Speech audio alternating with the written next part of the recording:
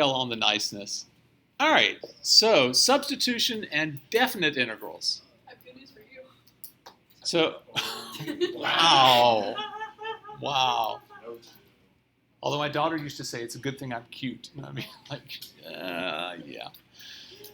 So when using substitution to evaluate a definite integral, remember we change variables. So since we change variables, we also have to change limits of integration to reflect that.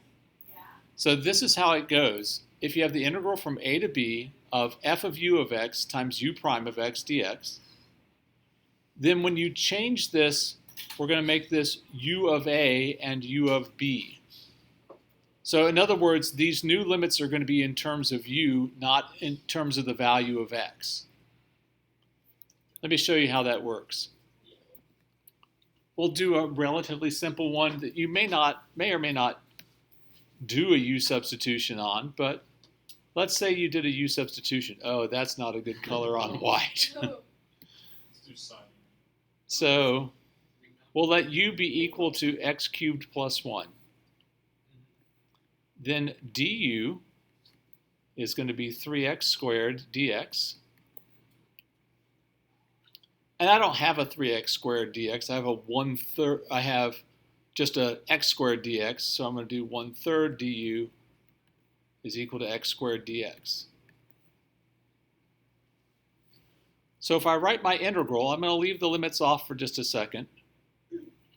I'm going to have u to the 1/2 times 1/3. I like to put the constant multiple in front so that it's not in the middle of everything.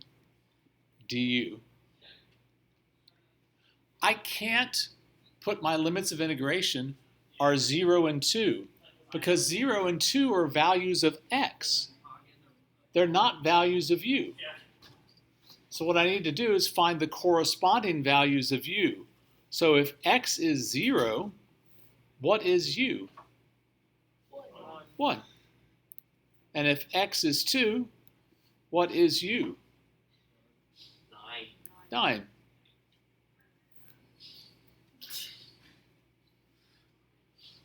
Now we'll take the antiderivative as normal. So that'll be 1/3 times 3/2 of u. I did that again. I did it earlier today. 2/3 of u to the 3/2 power, evaluated from 1 to 9. Why do you make that face? That's so much more work. So much more than what? What we were doing before. This is like that plus. It's like it's building on each other. Ugh. Make it stop. So this is going to be 2/3 of 9 to the 3/2 minus 1 to the 3/2. So that's 2/3 of 9 to the 3/2 is? I have no clue. Really? No. Hold on. No. Is it 6, 9, 12, 15, 3, 27. 1. 27. Oh. Sorry. So 9 to the 3/2 This is his fault. is the square root of 9 cubed. Okay. And guess. Okay. Wow. Money moves on. I have to have a talk with your pre-cal teacher. Minus 1. I'll give Mr. Hedge for that. So that'll be 2/3 of 26, which is 52/3. Oh. Alrighty. Now, notice you do not have to change this back into terms of x. So that is an advantage. So there's a little less work there. There is more work on the other side. Is it a 2 line? I got real happy. Right? I'm sorry? I think it's 2 9. Oh. Wait. I'm sorry. Say it again, Lynn. I don't think it's 2/3. Why 2/3? Oh, it should be 2/9. Thank you. Wind. Yeah. So it's 52/9. Cool. Thank you. Now, if you want to change it, I felt it. I was like- if you want to change it back into terms of x, you can, but then you have to change the limits of integration back to what they were also. I think Do we have to do that? No. It's a waste of time. Okay. I see students do it all the time on the AP exam, but I'm like, why would you do that? I would never do that. All right, let's look at this one.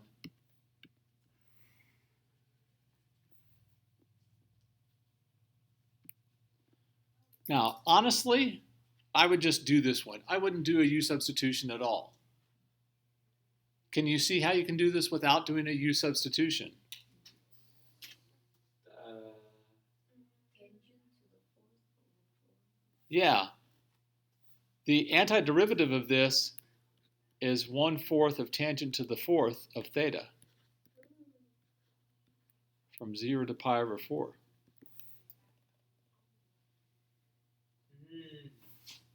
Now, I see. not everybody immediately saw that, though, did they?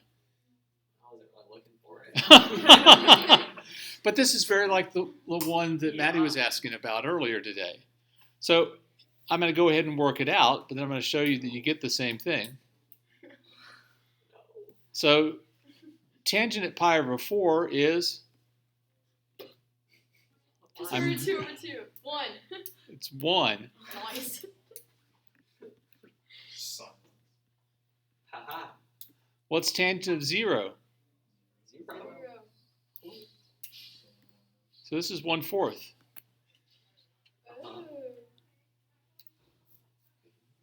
Now, what if we had done a U substitution? No? No, there's a lot of what ifs. What if bowling didn't believe bowling was Yeah. I would make U be equal to tangent of theta, so that du is equal to secant squared of theta d theta.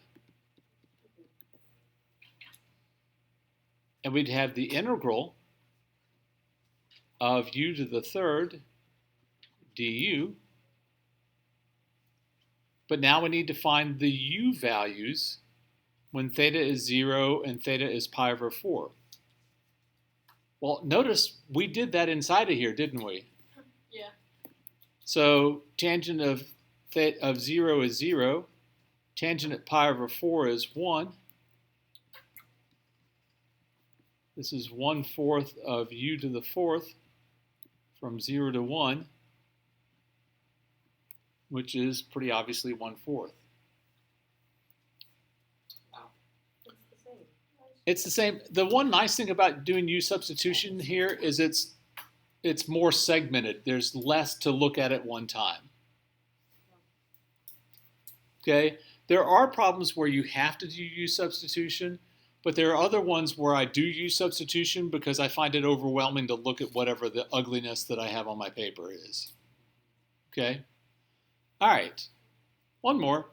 Calculate the area under the graph of y equals x over x squared plus 1 on the interval from 1 to 3. Notice that this is always positive on the interval from 1 to 3, so I don't have to worry about it being below the axis. I simply need to take the integral from 1 to 3 of x over x squared plus 1 dx.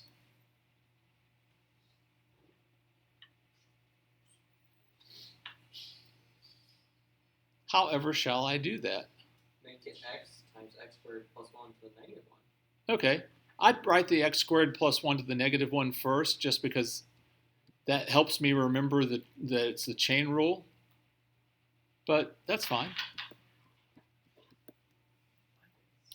And at this point, it's your choice. If you can do this by undoing the chain rule, go for it. If you need to do a U substitution, absolutely fine. It's slightly slower to do the U substitution, but not a ton. Make it 2x. All right, so if we make this a 2x, so this is the undoing the chain rule way. This would be 1 to 3 of x squared plus 1 to the negative 1 power times 2x dx. And I need to multiply by a half to compensate for the fact that I multiplied by 2. So I'm going to keep the 1/2. The antiderivative of something raised to the negative 1 power is natural log of the absolute value. In this case, the absolute value doesn't matter because it's x squared plus 1, which is always positive. So this would be 1/2 of the natural log of 10 minus the natural log of 2.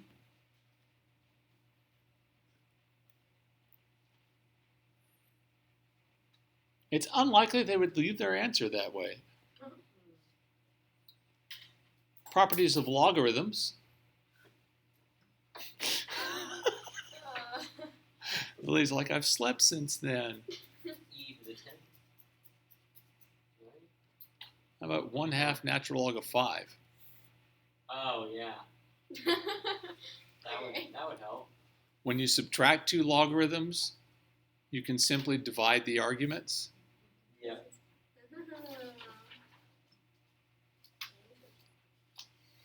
Now again, you could do this as a U-substitution. It would work out pretty much the same. You just would be doing less things at a time. Okay?